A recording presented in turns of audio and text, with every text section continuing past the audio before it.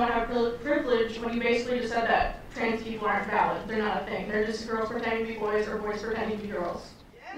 Okay. Like, okay. Oh, someone's excited. Okay. Sex is biological, but gender is a completely different thing. No, gender is not disconnected from sex. So. It's not completely disconnected, but it's still a cultural thing. It's still from society. It's okay. No, it is not in the mind. Okay, you're not a man if you think you're a man. And I didn't say pretending, or if I did, I shouldn't have said pretending. Let me amend. You said playing. Okay, I said a boy who thinks he's a girl. That's the usual phraseology I use. Not playing. I usually say a boy who thinks he's a girl or a girl who thinks he's a boy, which is technically what we're talking about here. As far as the actual psychological issues at play, it used to be called gender dysphoria or gender identity disorder. Now they call it gender dysphoria. The idea that sex or gender are malleable is not true. Okay, and I'm not denying your humanity if you're a transgender person. I am saying that you are not the sex to which you claim to be. You're still a human being, and you're a human being with an issue that I wish you Godspeed in dealing with in whatever way you see fit. But if you are going to dictate to me that I'm supposed to pretend that men are women and women are men, no. My answer is no. I'm not going to modify basic biology because it threatens your subjective sense of what you are. Okay, but you're still saying these kids should not be accepted because they don't really fit in either place? They can't just I'm saying that the Boy Scouts have a standard. You must be a biological boy to be a Boy Scout. You have to be a boy to be a Boy Scout. Where's that written, though? Okay. In the name Boy Scouts. Because this is a very because for all of human history, boy meant boy and girl meant girl. Boy did not mean girl. People are very much changing their culture. And if I call you a moose, are you suddenly a moose? Okay, if I redefine our terms. No, yes, that's right. Men and women are a completely different thing. This is true. Have you ever met a man or a woman? They're completely different. Completely different thing. You can't just say you're a cat. It's not a thing. It's genders. It's not saying you're. Okay, why is that? I don't understand. Why? Okay, let me ask you this. Okay, I won't ask you how old. I will ask you how old you are. Okay, because you're young enough that it's probably not insulting to ask you. So. I'm 22, so I'm probably young and naive, right? No. Why aren't you 60? Why aren't you 60? Because it.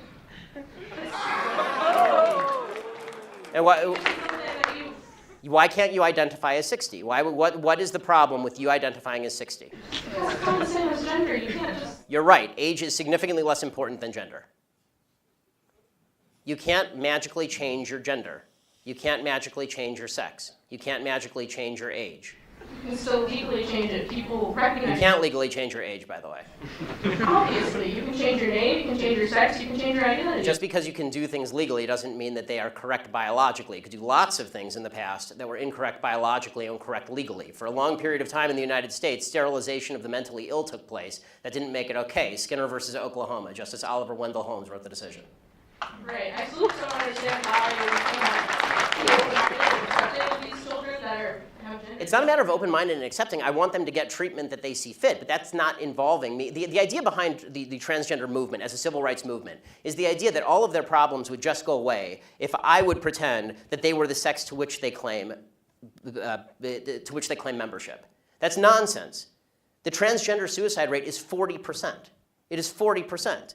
And according to the Anderson School at UCLA, it makes no difference. There's a study that came out last year. It makes no difference, virtually no difference, statistically speaking, as to whether people recognize you as a transgender person or not, which suggests there's a very high comorbidity between transgenderism, whatever that mental state may be, and suicidality. That has nothing to do with how society treats you. Do you think it could be because of they're bullied at school? No, I don't think that. I do not think that the discrepancy. I do not think the discrepancy. First of all, I'm against bullying of any sort. Okay, the idea that somebody would beat somebody up is terrible. Okay, as somebody who's viciously bullied in high school, I'm not a fan of bullying. But the idea that the normal suicide rate across the United States is 4%. The suicide rate in the transgender community is 40%. The idea that 36% more transgender people are committing suicide because people are mean to them is ridiculous.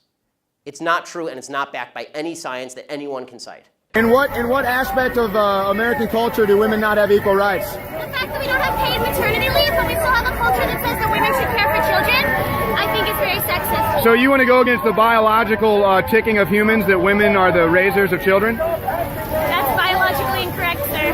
My point about this is, of course there are serious debates to be had about racism, but my God, the world has moved, and moved fast. from where it used to be. You are part of the problem. If you I'm think not part that of the problem. You are part of the problem, Piers, because you are denying my lived experience. What do you mean? I'm not denying You're you speaking anything. over me, for one. Well, no, now you're playing your old trick of being the victim.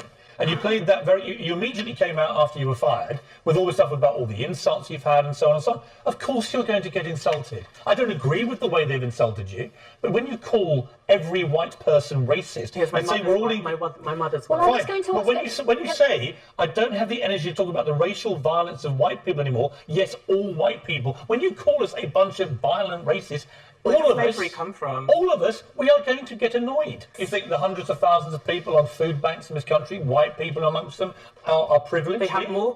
They have more privileges than you? I did not say that. I did A not wealthy say that. supermodel? I did not. Please show me my bank account. All right. You'll be able to make a lot of money out of this. So let me ask you again. Do you think that white people on food banks in this country are more or less privileged than you? I did not say that, Piers. I said... You just implied that. You said that all white people have privilege. Let me speak, please. I'm saying that if a person is at the food banks and they're white and there's their counterpart and that counterpart is black, that white person has more of a chance of getting out of that situation than their black counterpart. Where's the evidence for that? Because of white privilege. Really? White people have more access to housing, So poor white to people, credit. just to clarify, poor white people have a better chance in Britain of getting out of their poverty than poor black people? Yes. All of them? I feel like I'm up against the wall with you, Piers. No, you're not. What you're up against is somebody challenging you on your public statements, Yes. which you've managed to turn into a massive, great story of your poor victimhood. And I'm telling you, now you're sitting here, that I think when you say all white people are racially violent, that is deeply offensive. We need to be speaking about what the root of racism, what the root of sexism is. And sexism doesn't come from women. So of course it's caused by men. This is a social construct. You don't think women can be sexist? I don't think that women can enforce misogyny. What a load of nonsense. No, because it's all... You don't think any women can be Women sexist? don't uphold the patriarchy, Piers. That is not Uphold the the what? case. The patriarchy. What's that? You don't know what the patriarchy I do, is. but explain it. The patriarchy is basically a structure that puts men at the top of power. So...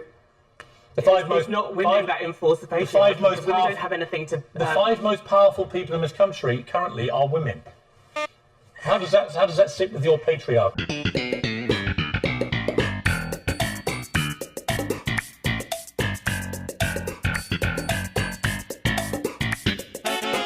Look, I've seen a lot of... Thank you so much for having me. I've seen a lot of your clips, and I can't help but think whether you actually mean half the things that you say and whether you're just trying to get attention. Do you actually believe in what you say, or are you just trying to stir the pot? Well, a lot of people have that reaction. A lot of people have that question. I don't know why it What's should the be answer? weird that I don't know why it should be weird that a gay guy would be skeptical or fearful of Islam. I don't see anything strange about a gay person liking the Bible and liking the First Amendment and liking low taxes. I don't find anything odd about me, really. In order to find me peculiar or strange, or in order to think that perhaps I'm putting it on, you have to sign up to this idea of identity politics, which suggests that just because somebody is black or gay or a woman, they have to have particular political or ideological positions. I reject that idea. Well, I don't care whether you're gay or whatever. I'm just saying, you know, some of the things are just so outrageous, and the way you put them, I think, is he like a real-life Borat that's just out there to make fun of everyone and Well, what do you get think is followers? outrageous? What do you think that I've said is outrageous? Well, Give me something and perhaps I can explain it for you. You've called rape culture a fantasy. You've likened feminism to cancer. You've said that women on the pill don't look Both, right, they don't talk right. But you suggest that well, we all don't... those things are true. Okay, you said that all you those say... things are true. Do you really rape believe culture it, on though? American college campuses, you know, to say that there is a rape culture implies that there is a system or an environment which encourages rape. That doesn't exist on American college campuses. And just to believe in the statistics that feminists peddle, that's 1 in 4, 1 in 5 women is going to be sexually assaulted in her time on campus, you'd have to believe that American college campuses have rape rates that approach those of the Congo, where rape is used as a weapon of war. We don't reward rapists in our society. We put them in prison. On the feminism question, women agree with me. 4/5 of American women do not describe themselves as feminists, and just 7% of British women describe themselves as feminists. I would imagine that Australia, being a very sensible country, would share those views too. It's only journalists who insist on political positions and insist on feminism in public. Actual people at home agree with me. I've heard you say that with almost every interview that I saw you do. But on your statement... Then you should ask different questions, darling.